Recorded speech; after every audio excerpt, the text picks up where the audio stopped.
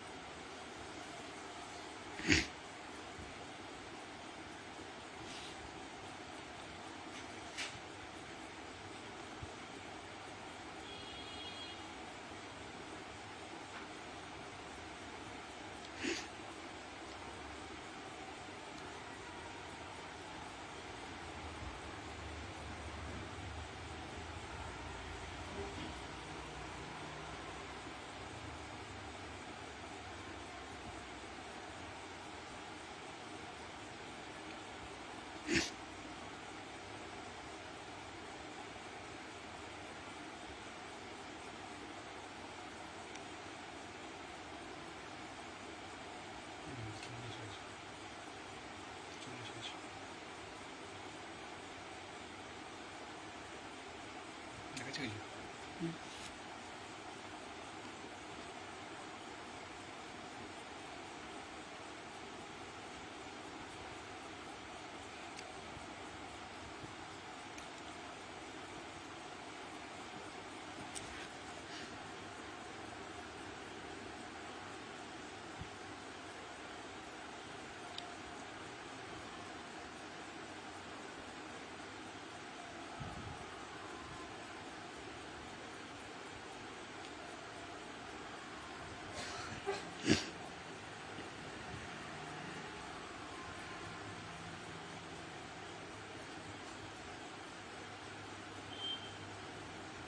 এখন আসুক সবাই, আর একটু কয়েকজন এসে যাক, তারপর শুরু করব।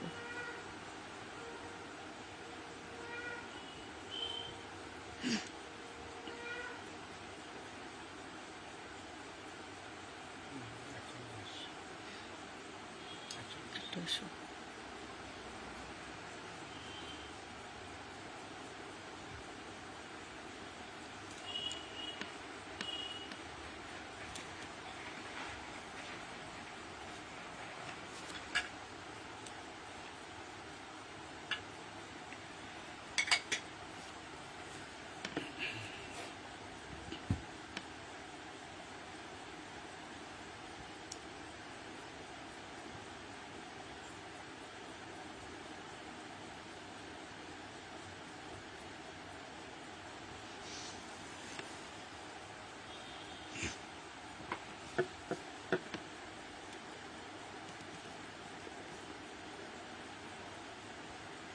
হ্যাঁ, দেখা যাচ্ছে এবং শোনা যাচ্ছে কিনা একটু জানাবেন, তাহলে শুরু করব। ঠিকমতো শোনা যদি যায় তাহলে আমি আমার অনুষ্ঠানটি শুরু করতে পারি। লাইভ অনুষ্ঠানটি একটু জানাবেন লিখে, শোনা যাচ্ছে কিনা।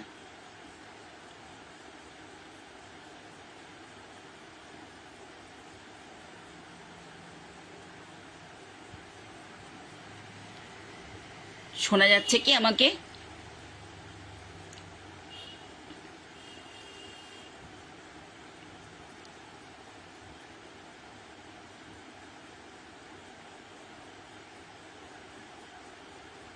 শোনা যাচ্ছে আশা করা যায়। একটু লিখে জানান যে শোনা যাচ্ছে ঠিক মতো।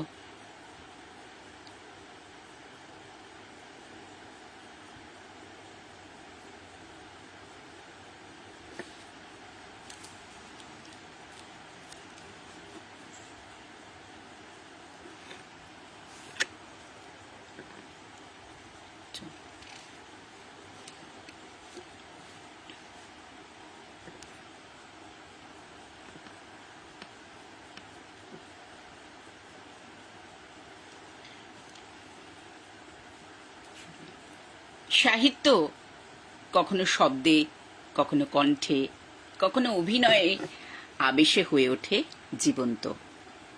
একটি গল্প আমাদের নিয়ে যেতে পারে অচেনা কোনো জগতে, একটি অনুগল্প ছুঁয়ে যেতে পারে মনের গভীরতম অনুভূতিকে, আবার একটি শ্রুতি নাটক কিংবা পাঠাভিনয় চোখ বন্ধ করেও আমাদের সামনে খুলে দিতে পারে এক সম্পূর্ণ দৃশ্যপট। সাহিত্য শিল্পের এমনই নানা রূপকে এক মঞ্চে মিলিয়ে দেওয়ার ভাবনা থেকেই কৌশিক রায়ের আজকের নতুন আয়োজন মনের মঞ্চে। এই আসর শুধু কোনো একটি শিল্পধারার মধ্যে সীমাবদ্ধ নয়। এখানে শব্দ পাবে কণ্ঠ, গল্প পাবে প্রাণ, আর অভিনয় পাবে শ্রুতির নিজস্ব সৌন্দর্য। সাহিত্য ও সংস্কৃতির বিভিন্ন আঙ্গিকের মধ্যে দিয়ে মনের ভাবনা ও সৃজনশীলতার যে বহুমাত্রিক প্রকাশ, মনের মঞ্চ তারই এক আন্তরিক মিলন ক্ষেত্র। আজকের এই আয়োজনের জন্য বিশেষভাবে উল্লেখ করতেই হয় রেডিও লাভার্স ওয়ার্ল্ড ওয়াইড ও আকাশবাণী শিল্পী সাহিত্যিক পরিবারের কর্ণধার শ্রী কৌশিক রায়কে। তার সুদূর প্রসারী ভাবনা, পরিকল্পনা, পরিচালনা এবং নিরলস প্রচেষ্টায় আমাদের এই পরিবার আজ শুধু এক বৃহৎ বেতার পরিবারই নয়, একই সঙ্গে এক বৃহৎ সাহিত্যিক ও সাংস্কৃতিক পরিবারের রূপ লাভ করেছে। এবং সেই সঙ্গে সংযোজিত হল মনের মঞ্চ নামে এই নতুন প্রয়াস। আজকের এই বিশেষ আয়োজনের মধ্যে দিয়ে শুরু হচ্ছে মনের মঞ্চের নতুন পথ চলা। সাহিত্য ও সংস্কৃতির নানা আঙ্গিককে সঙ্গে নিয়ে সাজানো হয়েছে আজকের এই আসর। কখনো শ্রুতি নাটকের সংলাপে, কখনো পাঠাভিনয়ের আবেশে, আবার কখনো বা গল্প ও অনুগল্পের কথনে আজকের মঞ্চে ধরা দেবে শব্দ ও অনুভূতির নানা রূপ। তাহলে আসুন আজকের এই বিশেষ সন্ধ্যায় আমরা একসঙ্গে প্রবেশ করি মনের মঞ্চে, সেই জগতে যেখানে শব্দ শুধু শোনা যাবে না, অনুভব করা যাবে অন্তর থেকে। গল্প শুধু বলা হবে না, মনের পর্দায় জীবন্ত হয়ে উঠবে। আমি মৌসুমী চন্দ্র, আজকের এই অনুষ্ঠানে আপনাদের সঙ্গী। চলুন তাহলে শুরু করা যাক আজকের মনের মঞ্চের এই প্রথম অধ্যায়। মুক্তির মন্দির সোপানতলে কত প্রাণ হলো বলিদান, লেখা আছে অশ্রু জলে। আজ 15ই আগস্ট, বহু রক্তক্ষয়ী সংগ্রামের পর 1947 সালের 15ই আগস্ট, ঠিক এই দিনটিতেই বহু বছরের পরাধীনতার শৃঙ্খল ভেঙে জন্ম নিয়েছিল এক স্বাধীন সার্বভৌম ভারতবর্ষ। দেখতে দেখতে আজ আমরা আমাদের স্বাধীনতার 80তম বর্ষে পদার্পণ করলাম। এই বিশেষ দিনে আমরা আমাদের অন্তরে শ্রদ্ধা জানাই সেই সমস্ত বীর, শহীদ এবং স্বাধীনতা সংগ্রামীদের চরণে। তাদের অসীম সাহস, রক্ত ও আত্মত্যাগের বিনিময়ে আজ আমরা স্বাধীন দেশে বসবাস করতে পারছি। মনের মঞ্চের এই অনুষ্ঠানের ডালি আজ সাজিয়েছি বিভিন্ন রকমের পাঠাভিনয় ও গল্পাভিনয়ের মধ্যে দিয়ে। আজকের প্রথম নিবেদন কেতকী প্রসাদ রায়ের লেখা শ্রুতি নাটক বর্ণ পরিচয়।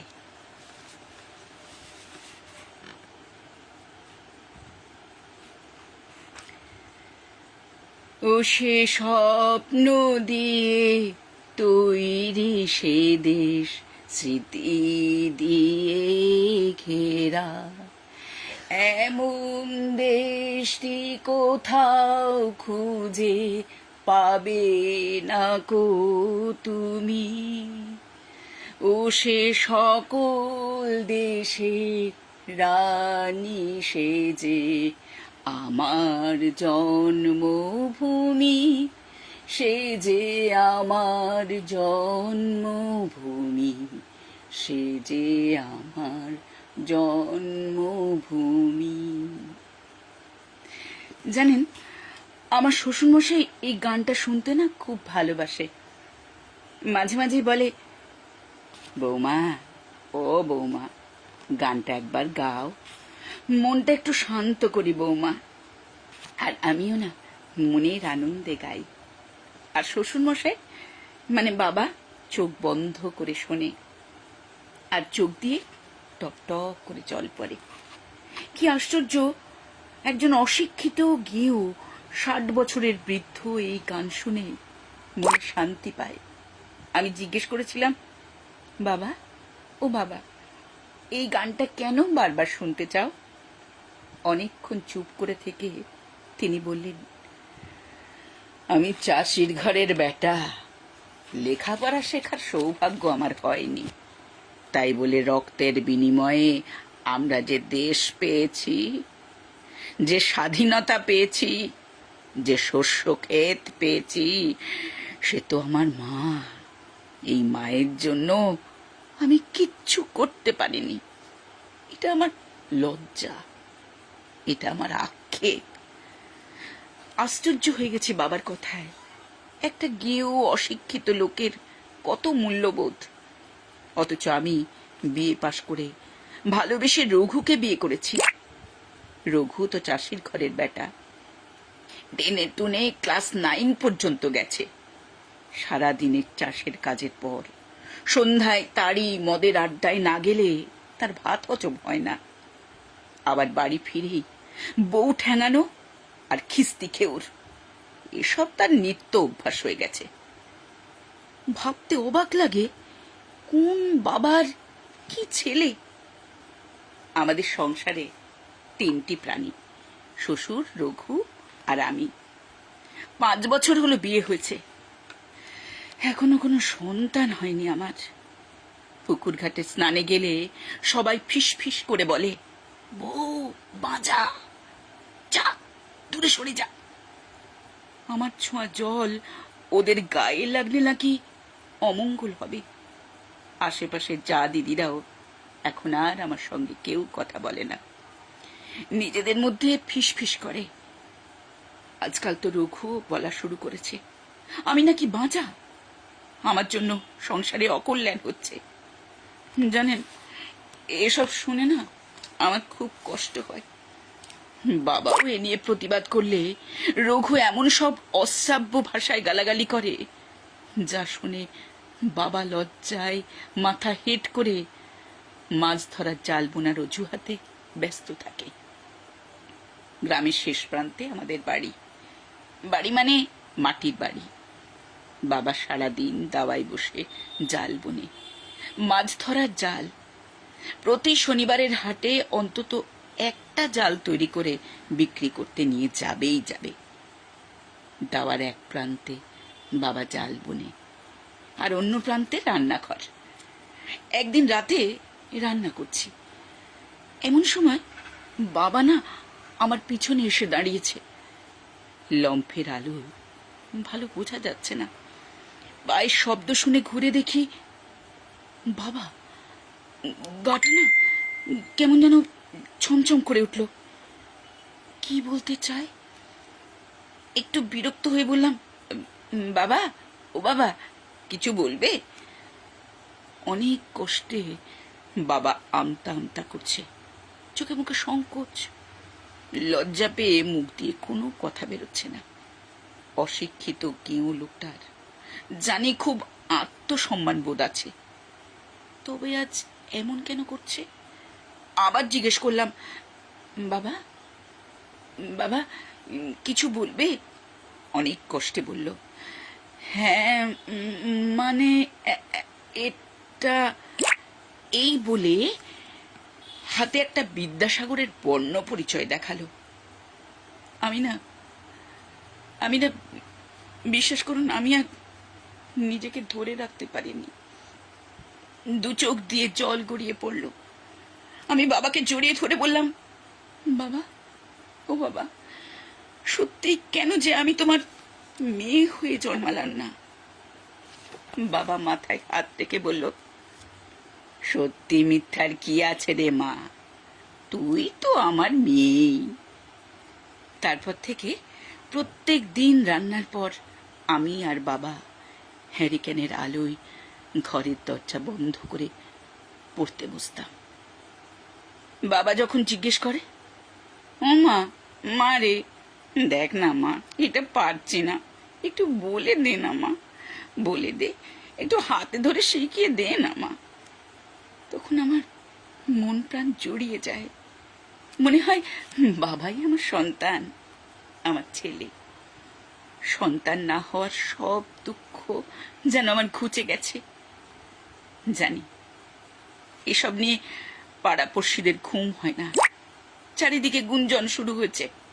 স্নানের সময় পুকুর ঘাটে গেলে চা ননদরা ফিসফিস করে বলে, বাঁচাবো, বরটার মাথা খেয়েছে, এখন আবার শ্বশুরটার মাথা খাচ্ছে। একদিন রান্না শেষ করে সবে পড়াতে বসেছি, এমন সময় রঘু আর তার সাঙ্গপাঙ্গ নিয়ে ঘরের দরজায় ধাক্কা দিতে শুরু করলো। দরজা খুলছি না দেখে দরজায় লাথির পর লাথি মেরে দরজা ভেঙে ঘরে ঢুকলো। তারপর অশ্রাব্য ভাষায় বাবা আর আমাকে গালিগালাজ করতে শুরু করলো। তার মধ্যে কে যেন একটা বাবার মাথায় একটা লাঠি দিয়ে জোরে মারলো, আমাকে ধাক্কা দিয়ে দূরে ফেলে দিল। বাবার মাথা ফেটে গল গল করে রক্ত বেরোচ্ছে। বাবা হুমড়ি খেয়ে পড়ে আছে, রক্তে ভেসে যাচ্ছে বর্ণ পরিচয়, সহজ পাঠ উপেন্দ্র কিশোর রায়চৌধুরীর ছোটদের রামায়ণ মহাভারত। আমি চিৎকার করে উঠলাম, বাবা, বাবা, বাবা। দৌড়ে গিয়ে বাবার মাথাটা কোলে তুলে নিলাম। রক্তে ভেসে যাচ্ছে সারা ঘর, অথচ বাবার হাতে শক্ত করে ধরা বর্ণ পরিচয় রক্তে লাল হয়ে আছে। কি যেন বলতে চাইছে বাবা। বললাম, বাবা, ও বাবা, বাবা, কিছু কিছু বলবে? কি বলছো বাবা, কি বলছো? রঘুকে ক্ষমা করে দেব আমি? আলো, তুই আমি আমি তোমার আলো, বর্ণ পরিচয় তুই, আমি আমি তোমার বর্ণ পরিচয়। হ্যাঁ, আমি আমি রঘুকে আলোর পথ দেখাবো। হ্যাঁ বাবা, হ্যাঁ বাবা, হ্যাঁ, তাই হবে। ও বাবা, বাবা, চুপ করে দেখো না, আরো কিছু বলো। কি বলছো বলো, কি বলছো? ওই গানটায় গাইবো? বাবা, বাবা, বাবা, আমি আমি আলো হতে চাই নে, আমি বর্ণ পরিচয় হতে চাই নে বাবা। আমি শুধু তোমার মতো সন্তানের মা হতে চাই। আমি শুধু তোমার মতো সন্তানের মা হতে চাই বাবা, বাবা। এমন দৃষ্টি কোথাও খুঁজে পাবে না কো তুমি, সকল দেশের রানী সেজে আমার জন্মভূমি।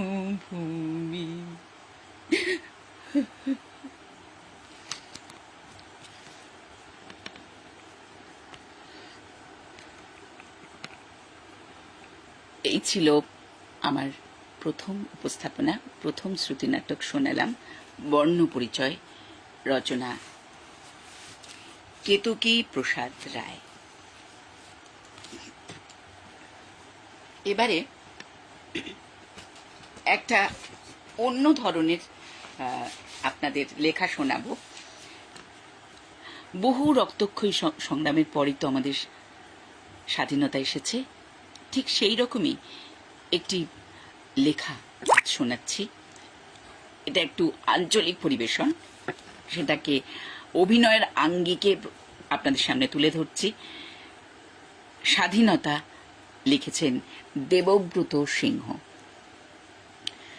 কথাটা তো মিথ্যা লয়, লালগড়ের জঙ্গল মহলের সবাই জানে। ডুমুরগড়া, বেনাচাপড়া, বাকিশোল, হাতিঘোষা, শালডাঙ্গা, মোহনপুর, কলাইমুড়ি জানে সবাই। দিনের বেলা পুলিশ, রাতের বেলা ওয়ারা। পুলিশ বলে স্বাধীনতা, ওয়ারা বলে মিথ্যা কথা। ফের পুলিশ বলে স্বাধীনতা, ফের উহারা বলে মিথ্যা কথা। আমরা গরিব মানুষ, আমরা গোমুখ মানুষ, খিদা বুঝি, তিলসা বুঝি, এসবের তো কিছু বুঝি নাই। তবু দিনের বেলা পুলিশ আসে, হপন আছিস?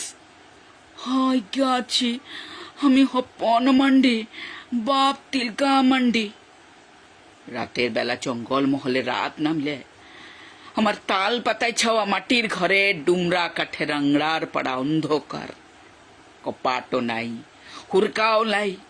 তখন ওরা আসে, কমরেড হপন আছো? বলি, হয় আছি, আমি হপন মান্ডি, বাপ তিলকা মান্ডি। এমনি করে দিন কাটে, এমনি করে রাত কাটে। ইয়ার মাঝে গেল বছরে বাকিশোলের কাল ভাট গেল বোমাতে উড়ে। তখন আমি খাটতে গেছি খড়গপুরে, মুরগি খামারে। দিনটা ছিল বাবুদের পতকা তোলার দিন। আমরা হাবাতা মানুষ, আমরা গোমুখ মানুষ, খিদা বুঝি, তিলসা বুঝি, পতকা তো কিছু বুঝি নাই। তাই ভাইলে ভাইলে দেখছিলাম কিরম তিরঙ্গা পতকা তুলছে বাবুরা। খড়গপুরের টাউনের বাবু। দেখতে দেখতে পুলিশ গাড়ি। পুলিশ বললেন, তোর নাম কি? বললাম, হপন মান্ডি, বাপ তিলকা মান্ডি। গা? বেনাচাপড়া। বলক? লালগড় জঙ্গল মহল। বললে কার বলতে হবে নাই, চল চল। বলি, যাব কোথাকে?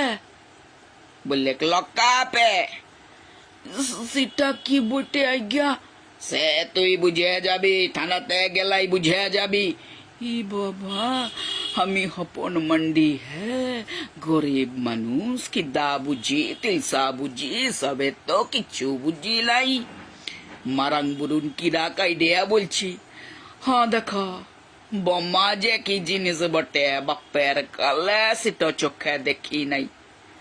বলতে বলতে আমার লাঙ্গল চষা কল পরা হাতে লোহার ব্যারি দিলেক পরাই। তারপরে ঘাড়ে ধরে ঝাঁকালিয়ে জিপ গাড়িতে দিলেক ভুইরে। গাড়ির ভিতরে বন্দুকের নল ঠিকাই, পাশে পুলিশ, পাশে পুলিশ। তার মাঝে আমি হপন মান্ডি, বাপ তিলকা মান্ডি। দিনটা ছিল বাবুদের পতকা তোলার দিন। থানায় তখন পতকা তুলছে দারগা বাবু। আমরা গরিব মানুষ, আমরা গোমুখ মানুষ, খিদা বুঝি, তিলসা বুঝি, সবে তো কিছু বুঝি নাই। তাই শুধাইছিলাম, ইটা কি বটে আজ্ঞা? এই পতকা জিনিসটা কি বটে? পতকা তুললে কি হবে আমাদের? মাত্র এইটুকুন কথা আমারে বলেছি। সেই কথা শুনে কি বলবো, ভেড়ার পালে যেমনি হামলে পড়লো নেকড়া হুড়াল, তেমনি করে আমার ঘরের উপরে হামলে পড়লে দারগা বাবু। তা বাদে বুট জুতা পরা পায়ে এমন গড়ানি দিলে আমারে, আমি মুখ তুবড়ে পড়ে গেলাম। বুঝলেক, তুই জানিস নাই, তো শুনিস নাই সালা। এটাই তো স্বাধীনতা, এটাই তো স্বাধীনতা। আমি হপন মান্ডি, বাপ তিলকা মান্ডি। আমরা গরিব মানুষ, আমরা গোমুখ মানুষ, খিদা বুঝতাম, তিলসা বুঝতাম। এবার বুঝলাম কাকে বলে স্বাধীনতা, কাকে বলে মিথ্যা কথা, কাকে বলে স্বাধীনতা, কাকে বলে মিথ্যা কথা।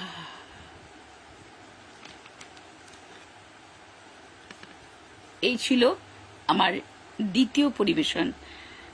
স্বাধীনতা লিখেছিলেন দেবব্রত সিংহ।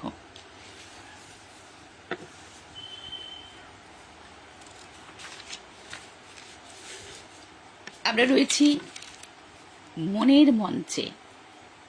আমাদের যে সমস্ত শব্দগুলো মনের ক্যানভাসে ফুটে ওঠে, আমরা সেগুলোই আমাদের বিভিন্ন শব্দে আমরা কবিতা, গান, নাটকের মধ্যে লিখে রাখি। আর যেগুলো আমরা উপস্থাপন করি আমাদের অন্তর থেকে, সেখানেই আমাদের মনের মঞ্চের সার্থকতা, সেখানেই আমাদের মনের মঞ্চ ভরে ওঠে। আজ সেই মনের মঞ্চে আমি মৌসুমী আপনাদের সবাইকে শোনাচ্ছি পাঠাভিনয়। নানা রকমের পাঠাভিনয় নিয়ে আমি আজকে আপনাদের সামনে এসেছি। খুব ভালো লাগছে সকলের সামনে এভাবে আমার পাঠাভিনয় উপস্থাপন করতে।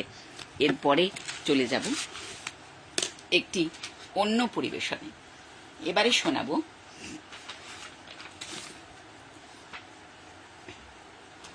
আমার নিজের লেখা একটি পাঠাভিনয়। আমার মুক্তি। দিদিমণি, দিদিমণি, এই দেখো বাবু সোনাকে এখান থেকে লালা লোটা দেয় না গো। ঠিক আছে, তুই রান্নাঘরে যা, আমি দেখছি। আচ্ছা। সোনা, তুমি কেন এখানে দাঁড়িয়ে আছো? আজকে স্বাধীনতা দিবস না? তুমি কোলাজ করবে, তোমাকে কত কিছু করতে হবে বলো তো। আর আজকে তো কম্পিটিশন আছে, আঁকা কম্পিটিশনে যেতে হবে। তুমি এখানে দাঁড়িয়ে পিপির সাথে কেন কেন কথা বলছো? কেন গল্প করবে বলছো? মা, একটু থাকি না মা, পিপির সাথে একটু থাকি, ভাল লাগবে। পিপির সাথে অনেক গান শুনবো। আর তো স্বাধীনতা দিবস, তাই অনেক গল্প করব। পিপির সাথে গল্প করব, একটু করি না মা। না, একদম না। শিগগির চলে আসবে তুমি, তোমার অনেক কাজ আছে। আমি কিন্তু এক্ষুনি স্কুলে বেরোবো, তাড়াতাড়ি চলে আসবে। ও পিপি, পিপি, তুমি গল্প শুনবে? তুমি স্বাধীনতার গান শুনবে রেডিওতে? আমি নিয়ে আসি। কি মজা, গান শুনবো, স্বাধীনতা দিবসের গান শুনবো। মুখ দিল মন দিল তোপানো তলে, কত পান হলো বলিদান। গান শুনবো বাবু, তো না গান শুনবো। রেডিও নিয়ে আসবি? হ্যাঁ পিপি, আমি এক্ষুনি রেডিও নিয়ে আসছি। মা তো তোমাকে আটকে রেখেছে ঘরের মধ্যে। আমি তাহলে ওই চাবিটা নিয়ে আসি, তাড়াতাড়ি নিয়ে এসে তোমাকে খুলে দিই। হ্যাঁ, কি মজা, কি মজা। আদে স্বাধীনতা দিবসে মাঠে যাবো, পতাকা তোলা দেখবো। কি মজা, বাবু তো না আমি যাবো, মজা করবো, মজা করবো। পিপি, পিপি, ও পিপি, পিপি, এই দেখো, দেখো, এই যে রেডিও নিয়ে এসছি। আর দেখো এই যে চাবি, এইটা এইটা এইটা এইটা খুলে দিলাম।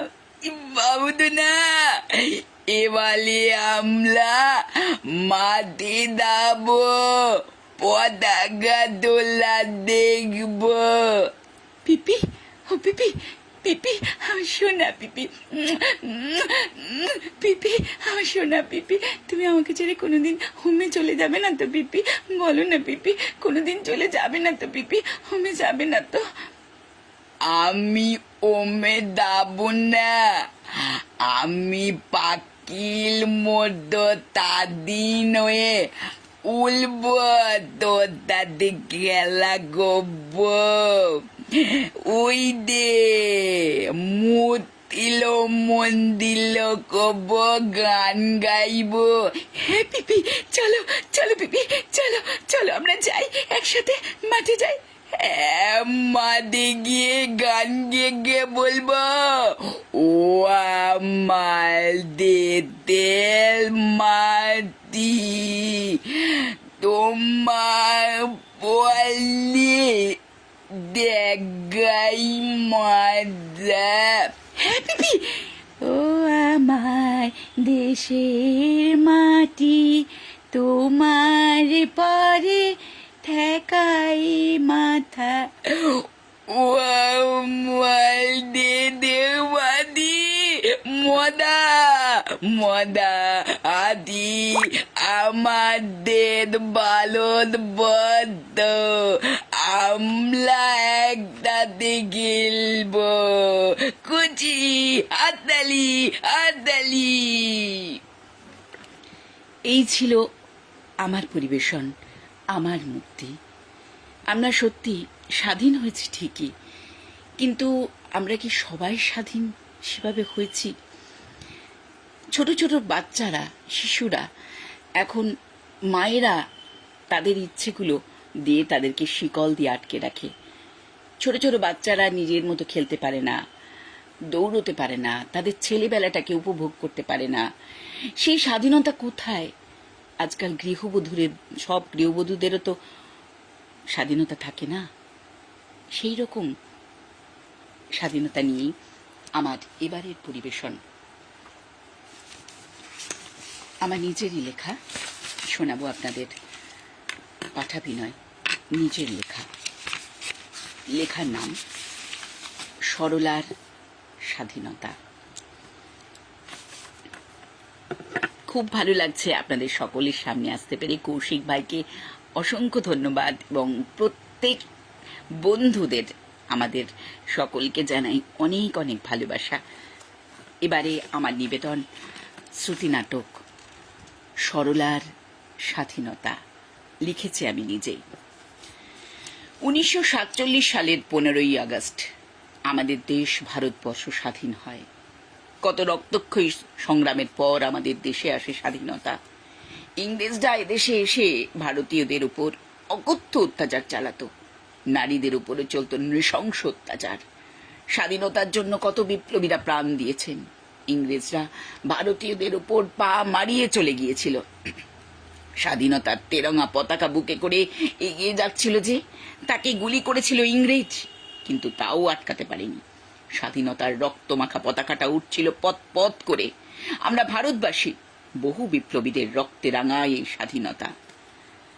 বইতে লেখা এই কথাগুলো পড়তে পড়তে বিনু মাকে জিজ্ঞেস করলো, মা, ও মা, আজ স্কুলে স্যার না এইখানটা পড়াচ্ছিলেন জানো, তুমি এই জায়গাটা একটু বুঝিয়ে দেবে মা? মা বিনুকে বলল, জানিস বেটা, আমাদের ভারতবর্ষ তো পরাধীন ছিল। তখন ভারতবাসীর রক্তে ছড়ানোর পর স্বাধীনতা এলো। পরাধীনতা মানে কি মা? বলল বিনু। বলছি, বুঝিয়ে দিচ্ছি দাঁড়া। তখন ছিল গোলাগুলি চলছিল তো, আর মারামারি আর বন্দুকের গুলির আওয়াজ। একদিকে ভারতীয়দের বন্দুক আর অন্যদিকে ইংরেজদের। কি ভয়ানক ব্যাপার! বলতে বলতে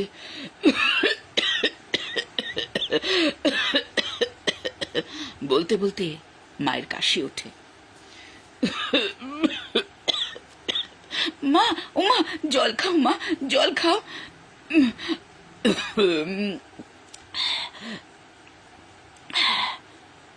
বলে বিনু মাকে জলের বোতল এগিয়ে দিতে যাবে, অমনি, কি ব্যাপারটা কি? মা বেটায় কথা বলছো তখন থেকে, যাও না যাও, রান্নাটা সেরে এসো। বলে ঘরে ঢুকে বিনুর ঠাম্মা, মা তো আমায় পড়াচ্ছিল, এই বলে মাকে ওষুধ খাওয়াতে গেল। দেখলো ওষুধ নেই। মার কাশির ওষুধ, আরো মায়ের ওষুধগুলো এখানে দেখতে পাচ্ছি না কেন? বলল বিনু।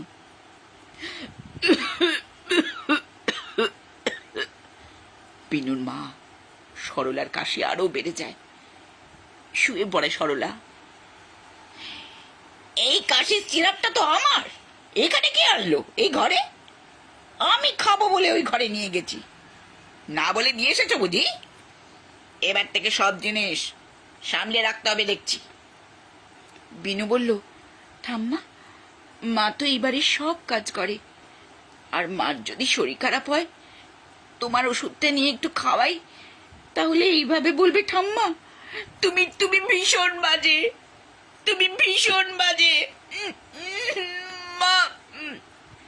মুখ চেপে ধরল তার মা। সরলা মুখ চেপে ধরল। তারপর বিনু বলল, চুপ কর, চুপ কর সোনা, চুপ কর, এমন বলতে নেই।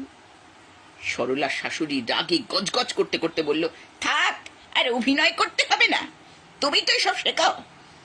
তুমি শুয়ে পড়লে রান্না বান্না, কাচাকুচি, বাসন মাজা এসব কে করবে? হ্যাঁ, কে করবে এসব? ওই তো খ্যাংরা কাটির মতো চেহারা। আমার বিয়ের সময় মনে হয়েছিল এ মেয়ে একেবারে রুগ্ন, বাপ মা তো কিছুই দিয়ে দিতে পারেনি। যাও যাও, কাজ করো গে। বলার পর উঠে বসে সরলা। ওর কাশি আরো বেড়ে যায়। দেখেছ কেমন ন্যাকামি কাজ করার বেলায়, বলে কটমট করে তাকায় সরলার দিকে। বিনু বলে, না, আমার মা আজকে কাজ করবে না, তুমি কাজ করবে। তোমরাই আমার মাকে কষ্ট দিয়ে দিয়ে মাকে অসুস্থ করে তুলেছ।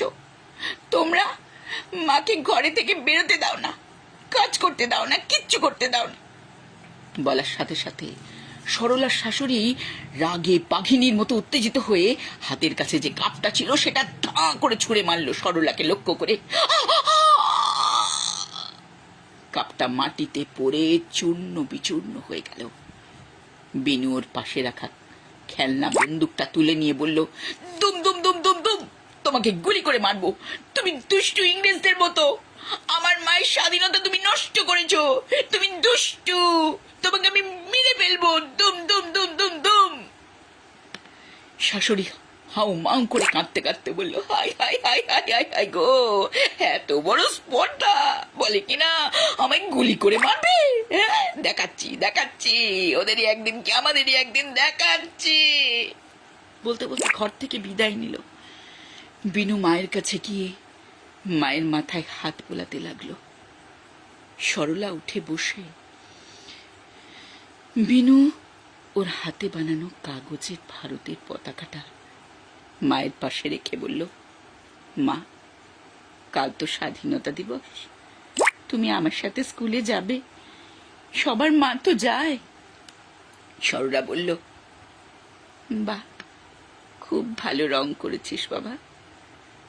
পরাধীনতার মানে কি জানিস? স্বাধীনতা না পাওয়া, জানিস?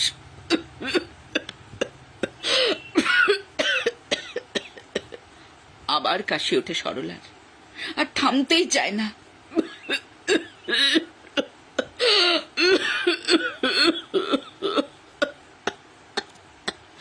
কাস্তে কাস্তে মুখ দিয়ে রক্ত ওঠে সরলার। বিনুর তৈরি পতাকাটা ভিজে যায় রক্তে। সরলা অসহায় হয়ে ডুকরে কেঁদে ওঠে।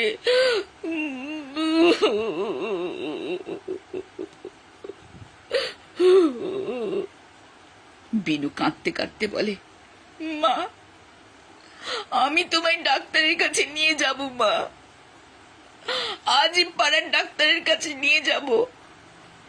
তুমি কেঁদো না মা, আমি তোমায় স্বাধীন করব মা। এই স্বাধীন ভারতবর্ষে আমি আমার পরাধীন মাকে স্বাধীন করবই করব। আমি বুঝে গেছি মা, আমি বুঝে গেছি পরাধীন কাকে বলে, বুঝে গেছি মা। পাশের মাঠ থেকে ভেসে আসছে গান, কারার ওই লৌহ কপাট ভেঙে ফেল কর রে লোপাট, রক্ত জমাট শিকল পূজার পাষাণ বেদী।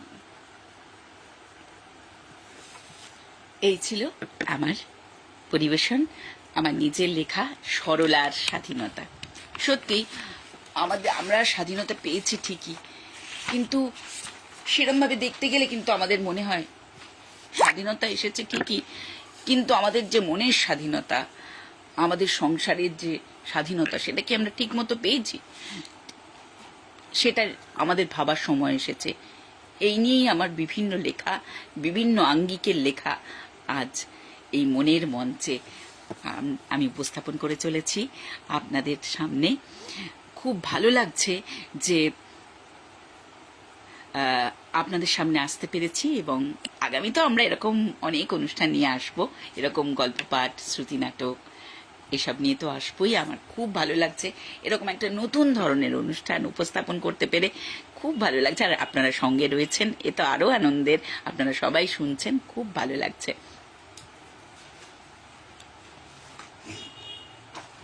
এবারে একটু আলাদা, একদম অন্যরকম শোনাই।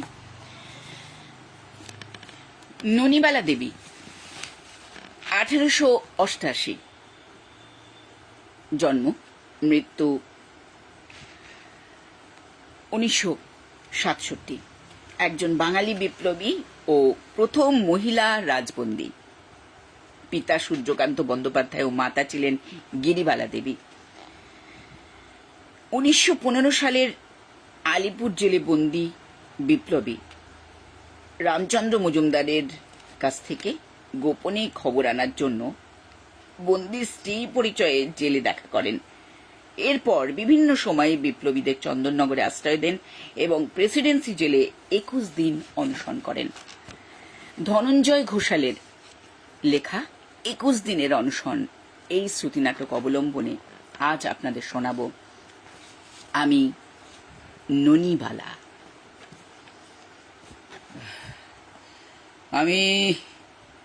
আমি কাউকে চিনি না, আমার কিছু মনে পড়ছে না।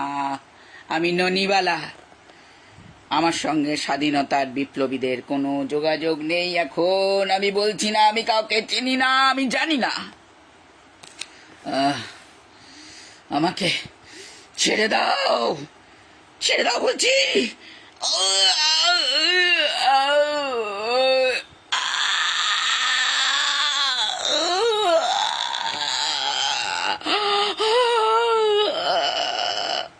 আমার মলদারের চুল ঢোকানো, কোমর থেকে নোংরা জল এনে মুখে ছিটিয়ে দেওয়া, লাঠি আর রুলেট বাড়ি দিয়ে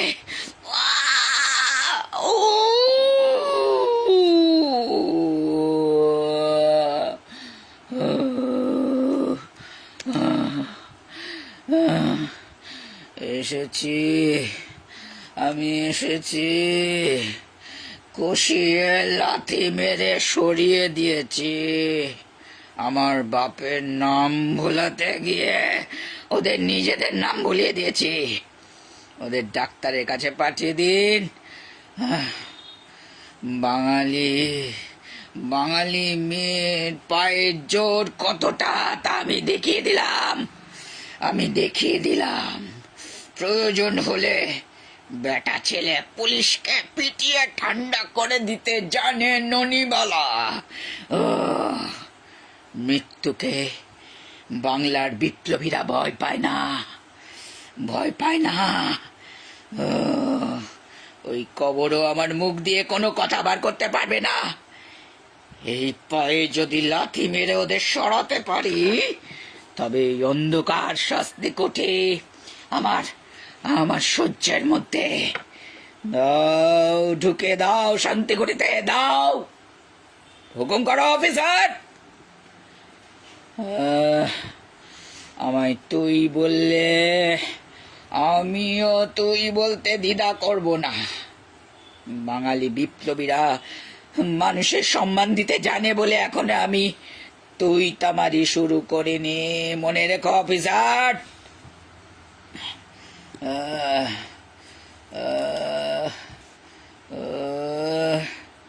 আমি ক্লান্ত,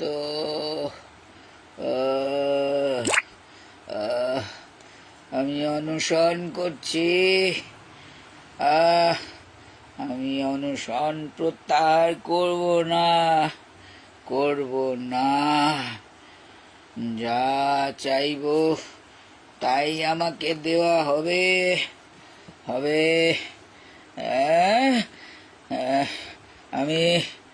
আমি চিঠিতে লিখে দিচ্ছি,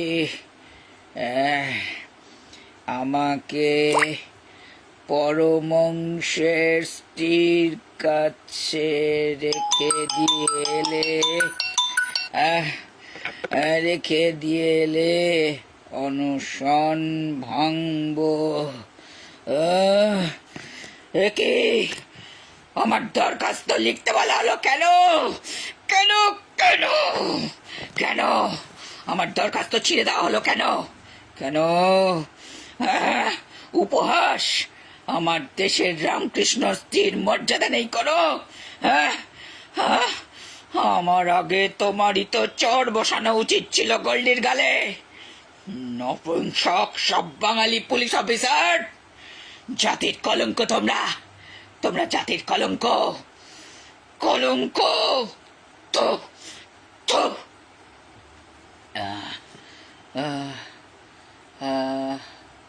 আজ 19 পেরিয়ে 20 দিনে পড়ল এই জেলে আমি আছি না খেয়ে। আমার অনশন উঠবে না। সাহেবকে জানিয়ে দিন আমার অনশন উঠবে না, উঠবে না। আমি ননিবালা জার্মানির সাহায্যে এদেশে অস্ত্র এনে বিপ্লব ঘটানোর প্রচেষ্টায় আমাদের কয়েকজন এখনো ফেরার। আমি সুযোগ বুঝে পেশোয়ার পালিয়ে গেলেও গ্রেপ্তার হই, কারণ বিভিন্ন ছদ্মবেশে জেলে গিয়ে খবর আনা থেকে ওই অমরেন্দ্র যদুগোপাল এদের আশ্রয় দেবার জন্য আমি এখন অভিযুক্ত।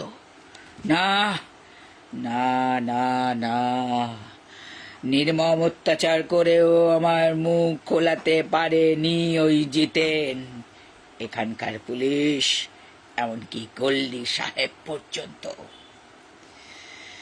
21 দিনের অনশন ভঙ্গ হবে আজ। ওরা বুঝতে পারেনি কেন ব্রাহ্মণ কন্যার হাতে রান্না খাবো বলেছি। আমি জানতে পেরেছি 7টি মশার পিস্তল গোপনে লুকিয়ে রাখার অপরাধে নলহাটির টুকরিবালা দেবী এই জেলেই বন্দি আছে, এবং সে চাটুজ্জে ঘরের সন্তান।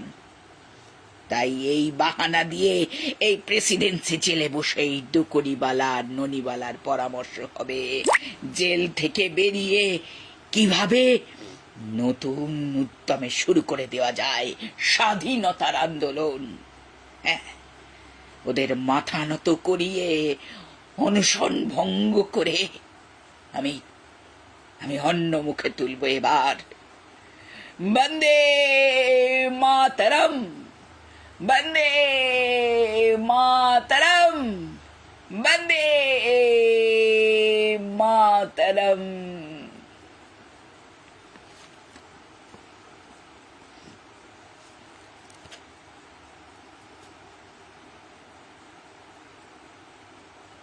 এই ছিল আমার আজকের পরিবেশন।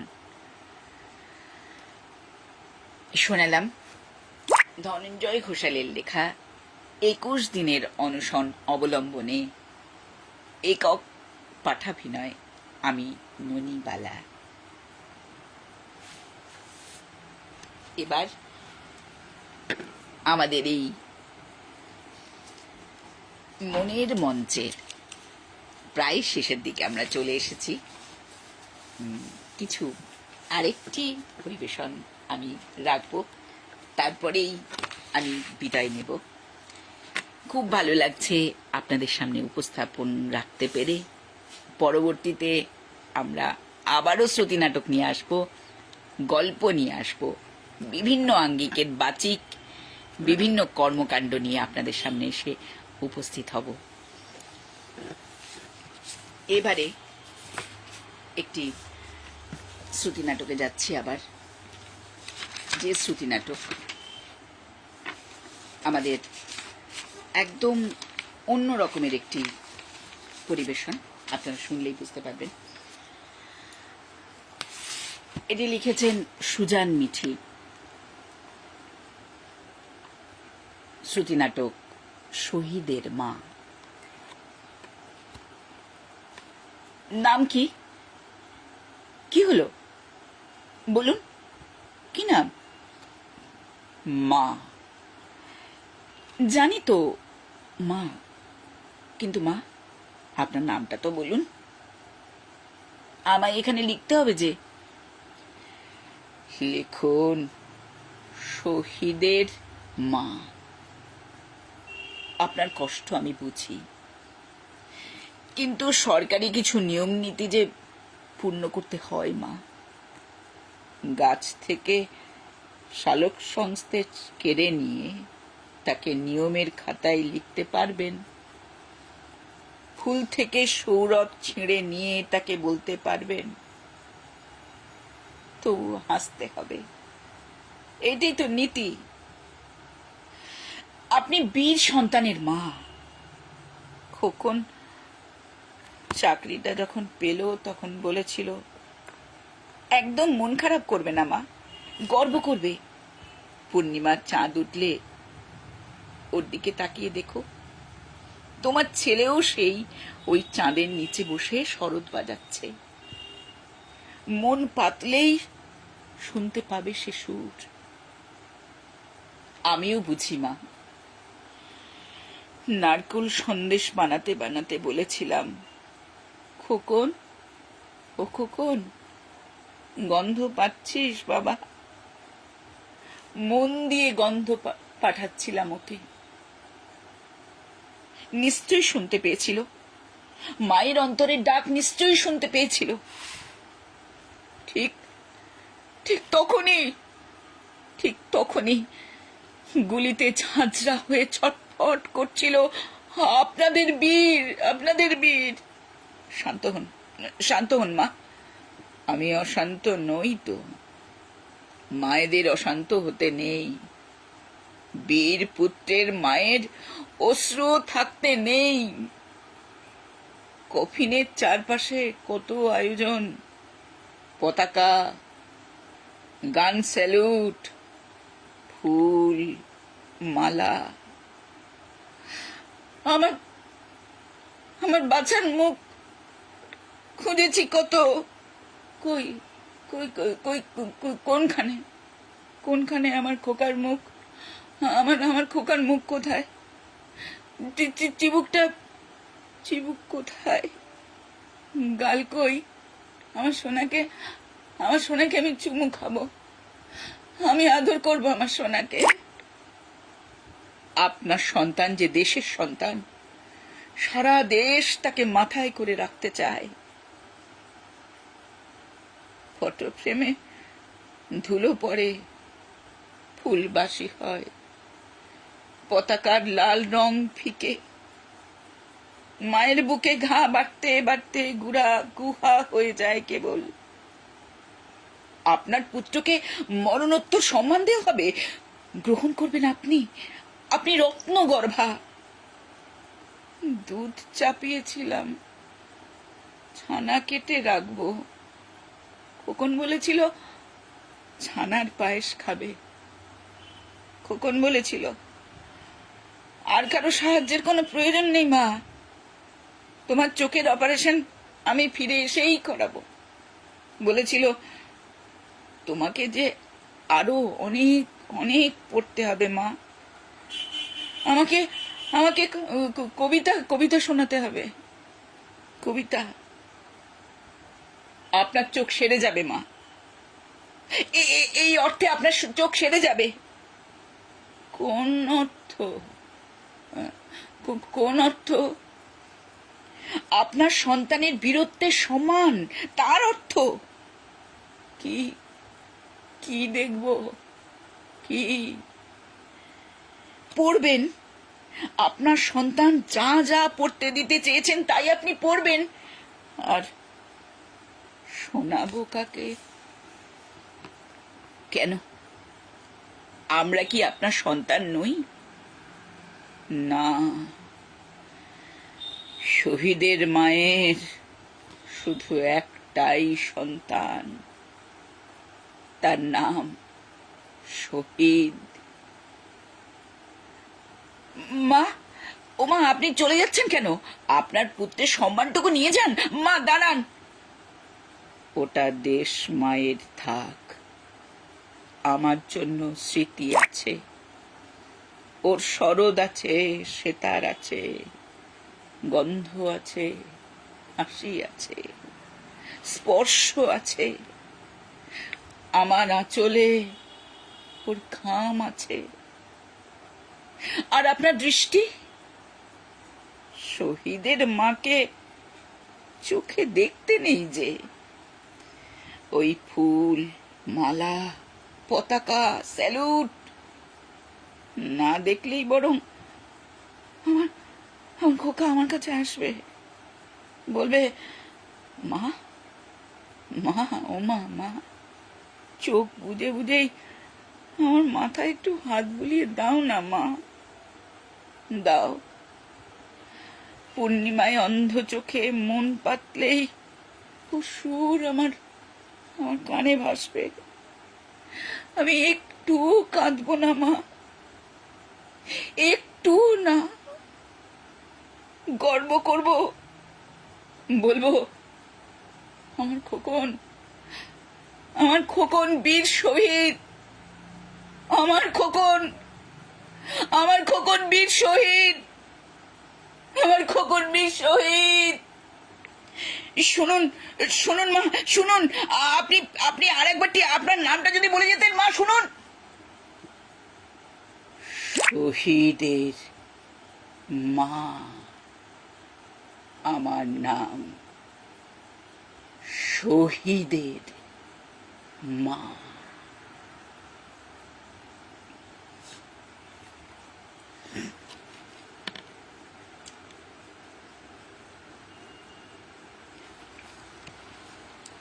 এই ছিল আমার আজকের পরিবেশন, সুজান মিঠির লেখা শহীদের মা।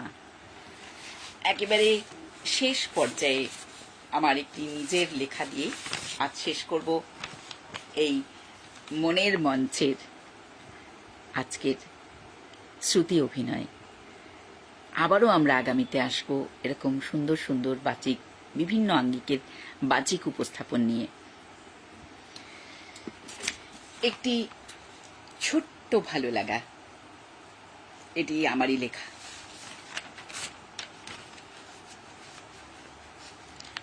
সেদিন 15ই আগস্ট, স্বাধীনতা দিবস। সকালে তাড়াতাড়ি তৈরি হয়ে নিয়ে পতাকা উত্তোলনের জন্য যাচ্ছি আমাদের সংস্থায়। কেউ গাইবে, কেউ নাচবে, কেউ সঙ্গীত পরিবেশন করবে, কেউ সমবেত গান, নাচ, কবিতা পরিবেশন করবে, কেউ করবে নাটক। গেরুয়া, সাদা, সবুজে সাজিয়েছে সবাই নিজেদের। দেখে মনে হচ্ছে ভারতের স্বাধীনতা বীর দর্পে এগিয়ে চলেছে সামনের দিকে। চারিদিকে বাজছে ভারত মায়ের গান। মেট্রো ধরবো বলে হেঁটে যাচ্ছি, দেখি ফুটপাতে শুয়ে দুই উলঙ্গ শিশু আর পাশে ছেঁড়া কাপড় জড়ানো মা, সামনে রাখা ভিক্ষাপাত্র। কি যেন রেখে গেছে একটা স্বাধীনতার পতাকা। আমি ব্যাগ থেকে 10টা টাকা বার করে দিলাম।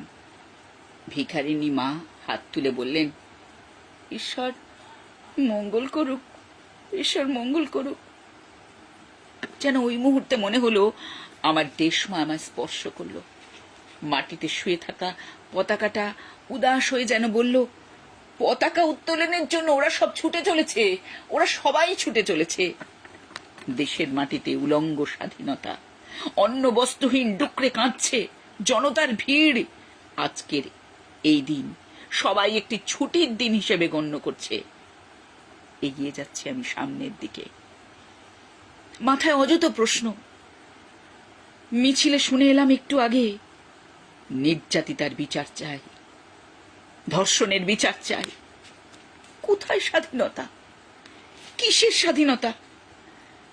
হঠাৎ দেখলাম রাস্তার পাশে দুই ভাই বোন পতাকা বিক্রি করছে। দুটো পতাকা নিয়েই খুব জোরে হাঁটতে হাঁটতে প্রায় মেট্রোতে ঢুকে পড়েছে। এমন সময় ছোট্ট ছেলেটি দৌড়ে এসে হাঁপাতে হাঁপাতে বলল, কাকিমা, কাকিমা, দুটো পতাকার দাম তুমি তুমি 100 টাকা দিয়েছ, পতাকার দাম তো 30 টাকা। আমি ছেলেটির চোখের দিকে তাকিয়ে দেখলাম স্বাধীনতার পতাকা শক্ত করে ধরা এক আলোকিত ভারতবর্ষ যেন বুক ফুলিয়ে গাইছে, ভারত ভারত আমার, ভারতবর্ষ স্বদেশ আমার স্বপ্ন গো, তোমাতে আমরা লোভিয়া জনম ধন্য হয়েছি ধন্য গো।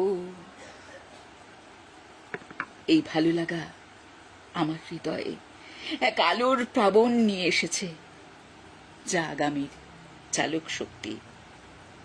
এই সততাই আমাদের দেশকে এগিয়ে নিয়ে যেতে পারবে। প্রত্যেকের মনের এই সততা, এই মহান সৎ চিন্তা, বিশ্বাস, ধৈর্য, এগুলো যদি সবাই আমরা আমাদের মনের মধ্যে শক্ত করে ধরে থাকি, তাহলে চারদিকে যে কালো ঘনঘটা সেগুলো সব মুছে যাবে। মুছে গিয়ে আলোর দিন আসবেই আসবে। বলো বলো বলো সবে, ভারত আবার জগত সবাই শ্রেষ্ঠ আসন লবে। এই প্রার্থনাই রেখে গেলাম আজকের এই স্বাধীনতা দিবসে। সকলে খুব ভালো থাকবেন। কৌশিক ভাইকে আবারও অনেক অনেক অনেক ভালোবাসা ও শুভেচ্ছা জানাই। গ্রুপের প্রত্যেককে, প্রত্যেক বন্ধুদের, গুরুজনদের আমার প্রণাম। আমার বন্ধু এবং আমার সকল এবং সমস্ত ছোটদের জানাই আমার অনেক অনেক ভালোবাসা। সকলে খুব ভালো থাকুন। সত্যিকারের স্বাধীনতা যেন আমাদের সকলের মধ্যে আসে। সততা, বিশ্বাস, মানবতা, এগুলোকে আঁকড়ে ধরেই আমরা আগামীর পথ চলি। এই প্রার্থনা নিয়ে আজ আসি। পরে অবশ্যই দেখা হবে এরকমই কোনো বাচিক আঙ্গিকের অনুষ্ঠানে। নমস্কার।